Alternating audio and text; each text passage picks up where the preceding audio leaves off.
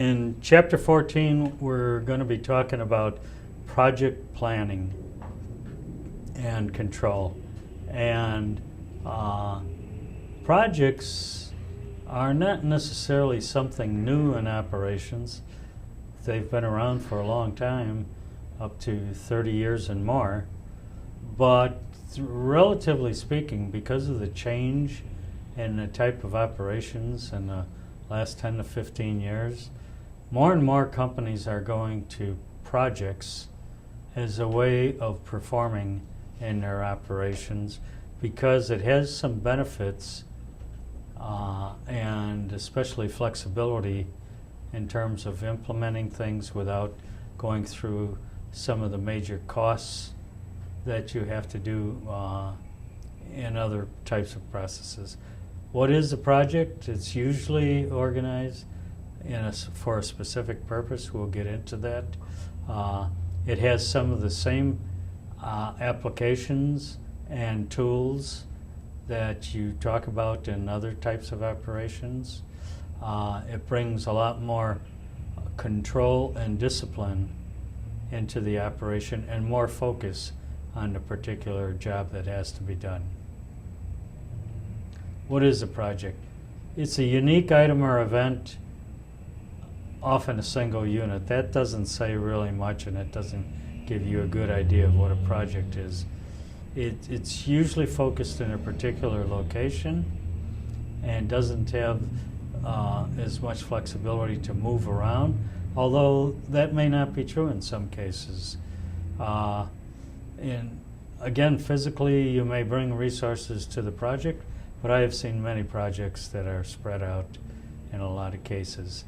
The one thing that is true, projects can be of any size, and they could be large projects. Sometimes we'll call them programs, which are a combination of projects, or they could be very small projects.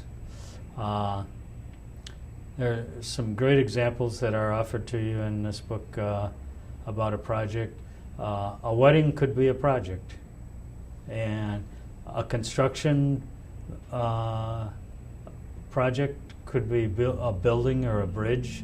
Those are all projects. R&D projects are another type. Developing a new product is a good example. Facility, building one up or closing one down, again a project. And software installations, another type of project. The one thing you should always remember about a project, there is always a beginning and an end to it. And that's the distinction from a continuous type of operation. With projects, one of the important things is to identify the customer. A project may be product-oriented. It could be, in all cases, projects have processes associated, just like any type of operation. One of the key things that are involved in controlling in a project are the resources and the time, and we'll see in a little while how that takes place. The organization is important. It's usually the two most critical elements are the project manager and the team itself that works on the project. There's major tasks involved, and there's always a budget that usually goes with, as well as a schedule. Okay. One of the most important things in a project is a detailed work breakdown structure. We call that a WBS. That breaks down the elements to whatever degree is necessary to identify tasks, the sequence of those tasks, and the start and complete time for those tasks, and how much money is associated with each task. The project as well as the tasks are controlled, monitored according to schedules, and there are plans that are compared to actuals to determine whether you're tracking according to the plan.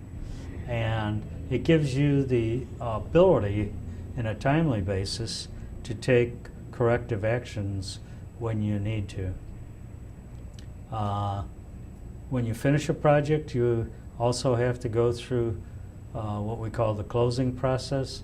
Projects usually are tied into contracts in many cases, So you want to make sure that you've performed according to the terms of the contract, all bills are paid, and the project deliverables are turned over either to the customer or to management. And when that happens, the people and the equipment that's assigned to it have to go someplace else and be assigned again. Most recently, there's an organization called Project Management Institute, which is called PMI, that basically wrote the book on project management, and they have issued let's call it a Bible called the PMI Book of Knowledge, or the PIM book, which talks about all the issues, integration, scope, costs, risk, which is an important part here, procurement. All the elements are in the PIM book. Different ways you can incorporate scheduling techniques. We mentioned Gantt charts earlier. That's probably one of the most popular ways of doing it. We'll talk about that more in this chapter as part of the course. Network methods are another way, and depending on the complexity of the project, they might be a choice to use. Here's a picture, 14.2 in your book, of how a Gantt chart might look in a particular project. And on a network side, there's what we call constant time networks. Activity times are assumed to be constant, and they're represented by nodes in a network, and the arrows show the precedence relationship. This is probably one of the most important issues in a network, is to show the precedence and the flow of sequence of tasks that are involved. There are a lot of technical issues involved with calculating some of the, using the tools and calculating them, such as forward passes and backward passes. These allow you to make adjustments when you have to compensate for some things that aren't going according to plan. A critical path. This is very important and ties back to the Goldratt concept of theory of constraints. A critical path in a project is the longest path in a network. In other words, it's the path that tells you how long will it take for you to complete and finish the project, even if you cut out some things or add some things. Now, quite often, by adding things, you can increase the critical path, but usually what you're trying to look at is trying to complete the project on time, and when you do that, you might have to find ways to skip a couple of unnecessary steps. Slack times also have to be considered, because when you plan any task, just like we talked about cushion in an earlier chapter, you have to also account for the slack that is involved in a critical path, so that you don't overestimate the completion date. Precedence and times for opening projects and other type of operations have to be considered. You have to look at what comes first, what the dependencies are on different tasks, and the sequence that they have that are involved. This all goes into a network, and a network is one way of looking at a big picture on how the tasks come together and are dependent on each other. Another tool that we use in project management is called PERT. It stands for Program Evaluation Review Technique, and it was developed in the 50s by government agencies, and it requires usually three ways of looking at something. That's optimistic, most likely, and pessimistic. So kind of gives a total bound to what could possibly happen depending on the probability. There are a lot of calculations that go into PERT.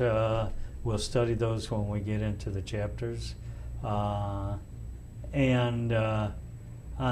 still on the concept of critical path. The key thing in a critical path is to look at each of the steps and look at what the time estimates are for that activity and identify the one path that takes you from the beginning to the completion of the project, which is usually the longest time involved, and that'll tell you pretty much under most circumstances what it's going to take to finish the project. There is a time-cost relationship in most projects, and you can pretty much assume that time equals money, so that the longer something takes, the more it's going to cost. And a lot of the charts will reflect that relationship, and the converse may or may not be true. You can reduce some of the schedule, hoping to reduce some of your costs, but quite often the opposite will happen. Sometimes by reducing schedule, you might have to increase costs. And one example of that is when you decide on a make or buy basis to buy something rather than get it done within the project. Scheduling, what we see in project management is scheduling is one aspect of the project. There's always a trade-off between scheduling and cost in a project. There's a lot of tools that we can use and techniques to monitor especially the time involved in a project. And one of the last things we need to be aware of, there are now some very good software products out there that help you with the management of a project, so you don't have to reinvent those wheels. Microsoft Project has a very universally accepted one. Primavera and other types, Oracle, there's a lot of other software projects that are out there.